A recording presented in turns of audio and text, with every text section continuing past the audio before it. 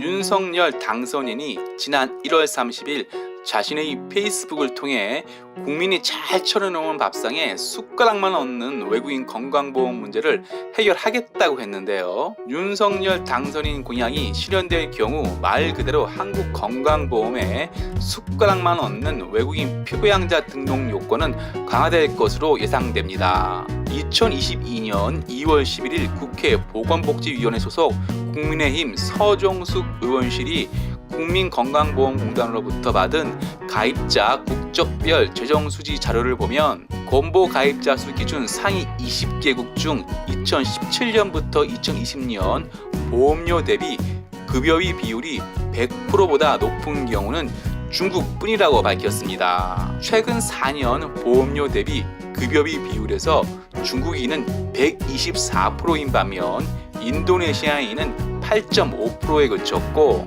네팔, 필리핀, 미얀마인 등도 10에서 20% 수준에 머물렀습니다. 즉 중국인을 제외한 모든 외국인은 더 내고 덜 받는데 유독 중국인만 덜 내고 더 받고 있다는 것입니다. 중국인에게 급여비가 많이 지출되는 것은 피부양자 제도 때문인데요. 2019년 한 중국인의 경우는 조모 부모, 초조부, 장인 장모, 배우자 자녀 등 무려 9명을 피부양자로 등록한 경우도 있었습니다.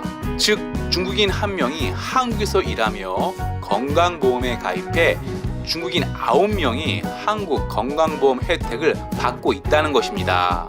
앞선 경우는 외국인 가입자는 6개월 국내 거주 요건을 갖춰야 하지만 피부양자는 거주 기간과 관계없이 곧바로 혜택을 받을 수 있다는 허점을 이용한 것으로 한국 건강보험에 가입한 중국인 가입자의 가족은 질 좋은 한국 건강보험을 믿고 치료만을 위해 한국에 입국할 수도 있습니다. 실제로 2017년부터 2021년 7월까지 외국인 건강보험 급여비 상위 10위 안에 중국인은 총 7명이었고 이 가운데 피부양자는 4명이나 됐습니다.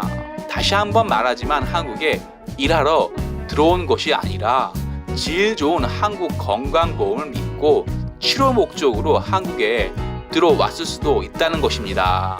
실례로 피가 잘 지혈되지 않는 혈우병 환자인 60대 중국인 A씨는 2017년부터 지난해까지 한국에서 진료받고 약을 복용하면서 쓴 진료비는 총 32억 9,501만 9천 원이었는데요. 진료비는 33억 원 가까이 나왔지만 중국인 A씨가 부담한 돈은 3억 3,200만 6천 원으로 진료비 10%만 냈습니다. 60대 중국인 A씨가 진료비 10%만 낸 이유는 한국 건강보험 가입자의 피부양자로 등록돼 있었기 때문입니다. 같은 기간 희귀병인 글리코젠 축적병으로 7억 1,655만 원이 진료비가 나온 중국인 피부양자 B씨는 8,133만 8천 원만 냈고 유전성 척추성 근위 축증으로 7억 2,246만 9천 원이 진료비가 나온 중국인 피부양자 C씨는 3,638만 6천 원만 내고 치료를 받았습니다. 앞선 예를 보면 중국인은 아프면 한국에 들어와 치료받고 있는 것입니다. 한국인이 아프면 중국 가서 치료받을 수 있을까요?